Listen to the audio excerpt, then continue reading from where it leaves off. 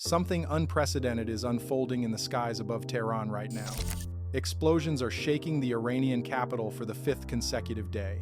Satellite footage confirms fires burning across military compounds, government buildings, and strategic installations spread across 24 of Iran's 31 provinces. And here is the fact that is stopping every defense analyst in their tracks tonight. This is not a limited strike. This is not a warning shot.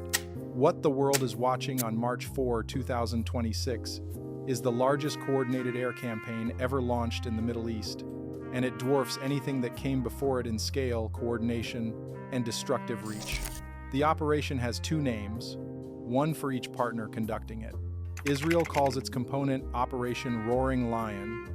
The United States calls its component Operation Epic Fury. Together, they represent a joint military action launched in the early hours of February 28, 2026, and still intensifying on the fifth day as this analysis is being delivered. What makes this moment different is not simply the scale of destruction. It is what the operation has already accomplished, what it has revealed about Iranian military power, and what it has set in motion across an entire region. Let us begin with what happened on the opening night.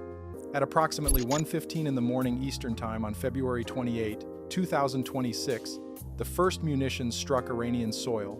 The opening wave deployed approximately 1,200 munitions across 24 of Iran's 31 provinces within the first 24 hours alone. To put that figure into perspective, CENTCOM Commander Admiral Brad Cooper described this campaign as nearly double the scale of the opening strikes of the 2003 Iraq invasion. Israel deployed approximately 200 fighter jets in the opening wave. The Israeli Air Force committed its most capable platforms: F-35 Iyadir stealth fighters, F-15 IRAM jets carrying 2,000-pound guided bombs, and F-16 Isfahan aircraft armed with domestically developed Rampage supersonic air-launched ballistic missiles. The United States contributed B-2 Spirit stealth bombers flying non-stop round-trip missions from Whiteman Air Force Base in Missouri, B-1B Lancer bombers from Ellsworth Air Force Base, and B-52H Stratofortress aircraft striking command posts. Two carrier strike groups, the USS Gerald R. Ford and the USS Abraham Lincoln, positioned in the region and fired Tomahawk cruise missiles from 14 or more guided missile destroyers and submarines. By March 2, the Israeli Air Force formally declared air superiority over Tehran. That announcement marks a turning point that has no modern parallel. No adversary of Israel has ever allowed Israeli aircraft to operate with dominance over its own capital city. Now we must confront the target that changed everything. In the early hours of February 28, Israeli munitions struck the Leadership House compound in Tehran's Pasteur district. Iranian Supreme Leader Ali Khamenei was killed in that strike, along with family members and senior officials. Iranian state television confirmed the death on March 1, 2026. Khamenei had reportedly put in place detailed succession plans, elevating longtime loyalist Ali Larijani to manage the crisis. The killing of a sitting supreme leader mid-conflict is an event with no modern precedent. It decapitates the entire decision-making architecture of a theocratic state, severs the chain of command, and forces every surviving official to simultaneously reorganize and manage a nation under active bombardment. On March 3, 2026, while members of the Assembly of Experts gathered in Qom to begin selecting a successor, Israeli aircraft struck that building directly. Three pillars of Iranian military power were systematically targeted, and understanding what was struck explains why analysts describe this operation as generational in its consequences. The first pillar was Iranian air defense. Before February 28, Iran had repositioned its S-300 PMU-2 batteries and indigenous Bavar 373 systems around Tehran and Isfahan. These represented the most advanced air defense infrastructure Iran had ever assembled, supplemented in February 2026 by Chinese YLC-8B strategic radars. The Israeli F-35 Iyadir stealth fighters led suppression of enemy air defenses missions, exploiting reduced radar coverage from the October 2024 campaign. Within the first 48 hours, the Israeli Defense Forces reported striking over 200 air defense systems. Trump stated by March 3 that Iran had, in his assessment, no functioning Navy, Air Force, air detection, or radar. The second pillar was Iran's missile force. Over 300 Iranian missile launchers were destroyed in the first 4 days, along with more than 150 ballistic missiles. Satellite imagery confirmed damage at missile bases near Najafabad in Isfahan province, near Yazd, near Shiraz, and near Bandar Abbas. The scale of this destruction is reflected in Iran's own retaliatory barrages, which dropped by approximately 70% from day 1 levels by days 3 and 4, declining from roughly 20 launch waves per day to roughly 6. The third pillar was Iran's naval force. The IRIS Jamaran, a Mauj-class frigate, was struck by a United States airstrike at Chabahar port on February 28 and sunk on the opening day of the operation. At Bandar Abbas, satellite imagery confirmed the IRIS Makran, Iran's drone carrier, burning at pier. By March 4, CENT-COM Commander Admiral Brad Cooper announced that not a single Iranian naval vessel remained underway in the Arabian Gulf, the Strait of Hormuz, or the Gulf of Oman.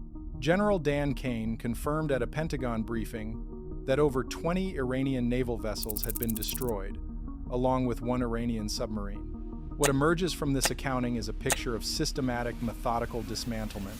In 4 days of operations, Israel flew over 1,600 sorties and dropped over 4,000 bombs, matching the entire operational output of the June 2025 12-day war in less than half the time. Iran's response through Operation True Promise 4 has been large in volume but increasingly degraded in effectiveness. By March 4, CENTCOM reported Iran had fired over 500 ballistic missiles and 2,000 or more drones across 16 declared launch waves.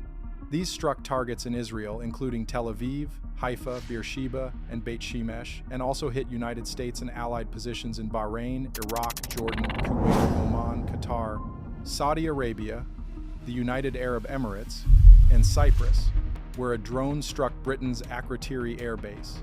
At least 11 Israelis were killed and over 1,000 injured.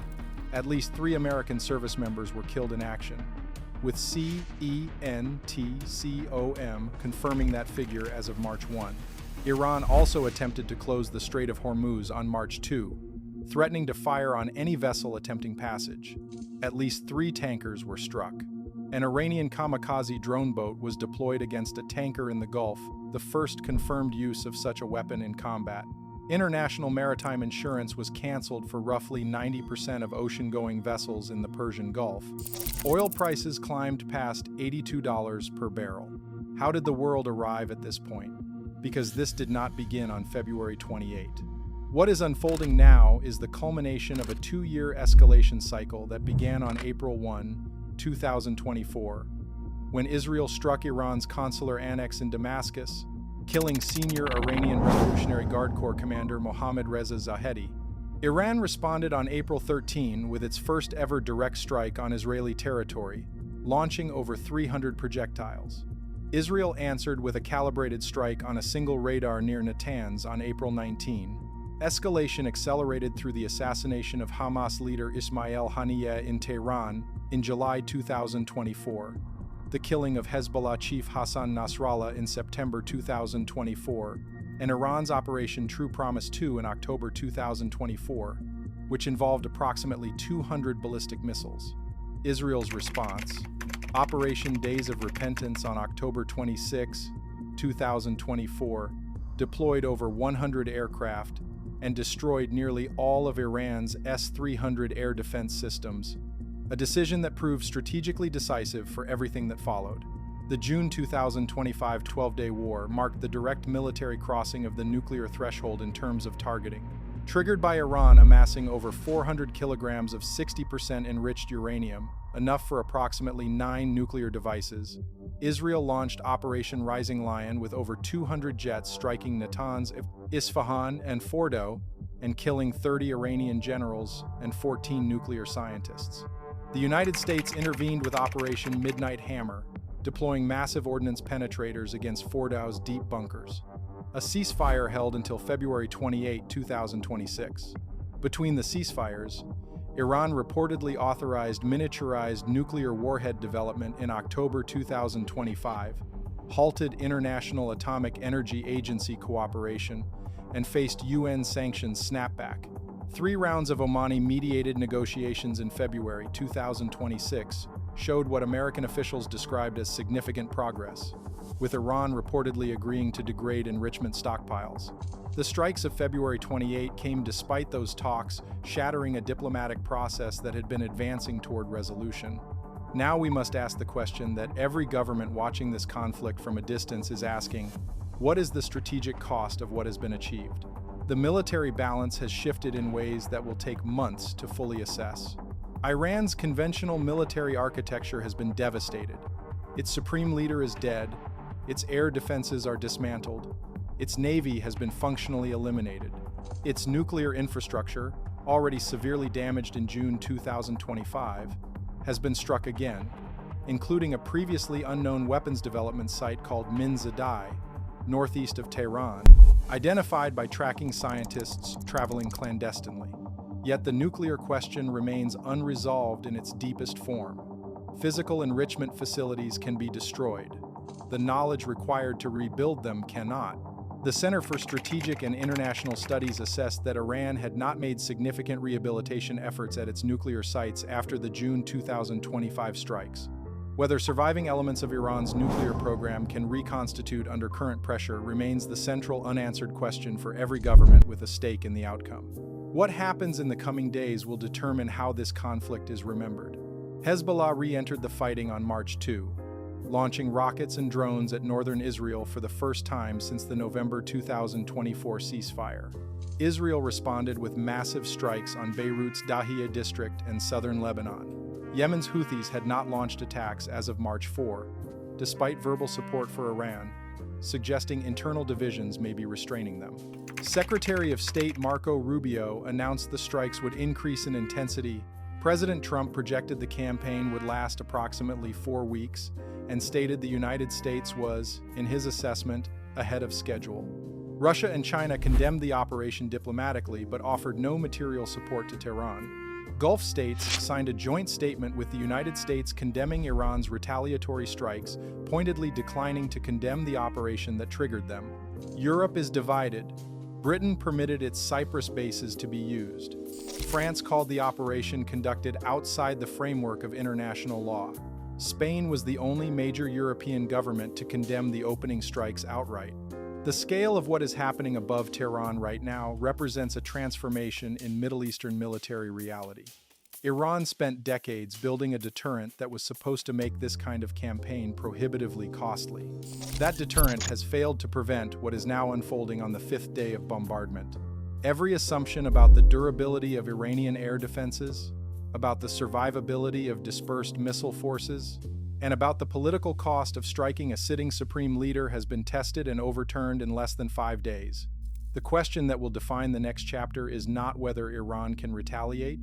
It has demonstrated that it can, and it has done so across 9 countries simultaneously. The question is whether what remains of Iran's military and political structure can sustain a prolonged conflict against 2 of the most capable air forces ever assembled for a single campaign. The answer to that question is still being written, and the world is watching every word.